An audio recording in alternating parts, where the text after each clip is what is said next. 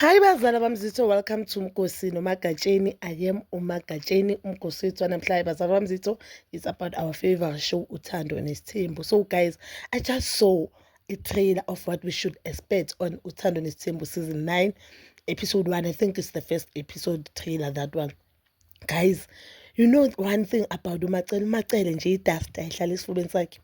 Into engathi with-dust nut ayihlala esifubeni sakhe. So on that thing umacele uthi ngokwazi kwakhe uMakhumalo wayenengane okungasiyona kababa uMseleko. So my question is, le ngane le ivele before uMakhumalo nobaba uMseleko bahlangana, ingane ubaba uMseleko ayithole uMakhumalo seyizele, or kwayenzeka umjolo nyana, cheating nyana, then uMakhumalo wathola ingane. But I do not think ukuthi ubaba uMseleko angahlala nonkosikazi osewake wamchithela. No, yabona one thing when I tell you guys ukuthi ubaba uMseleko indoda, ubaba uMseleko, one thing about uMusa Mseleko indoda, it's just that thina sifanisa uMusa Mseleko nama-ex ethu ake wasizwisa ubuhlungu. Ubaba uMseleko indoda for the fact ukuthi uyakutshela nisathandana, angakakuloboli, angakayekini, angakakuthembisa even nalo emshado ukuthi mina ngiyindoda efuna isithembu. Ungena, it's enter at your own risk. So mase ungenile, mase ukushisa, so sibangela umsindo uthi awusafuna amanye amantana bangene ngoba kwenze njani, ngoba ukutshele lo muntu nisathandana. Angithi bonke bathi bangene bazi ukuthi uwumuntu wesithembu.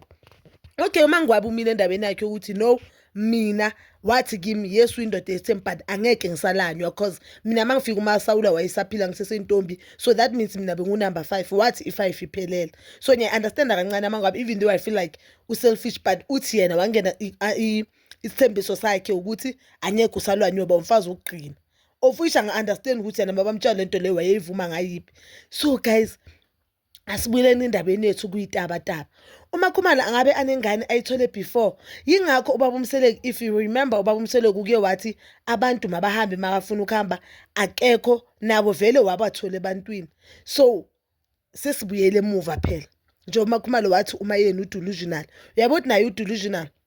uMakhumalo when she first met ubaba uMseleko, ama-conclusion mina engiwabalayo uthi yena walotsholwa umayeni, lotsholwe 2007, yena uthi ungene before umayeni. That means 2007 early or 2006. That means uMakhumalo 2006 already basazwana nobaba uMseleko. And if you do the calculations, 2006 uMakhumalo was very young, I think bangana 16 17. So do you think when ingane na 16 already beseyinengane?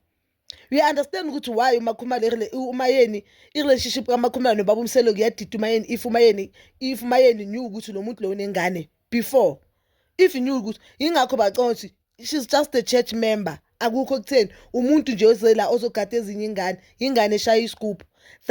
Guys, one thing about Uthando Nesithembu, bahlala basinika igaca. One thing about that show, bahlala basinika igaca. So I'm looking forward to know what really happened ekungane kaMakhumalo lebo ngasaba bamseleko, and ingane le ngifuna ukwazi ukuthi iyazi ingene before or after. But bazali bami, you can comment down below your thoughts before you show idlala izodala manje ngo-8. And please don't forget to like, subscribe, share and hit that notification button. Nginithanda ukuya nobuya.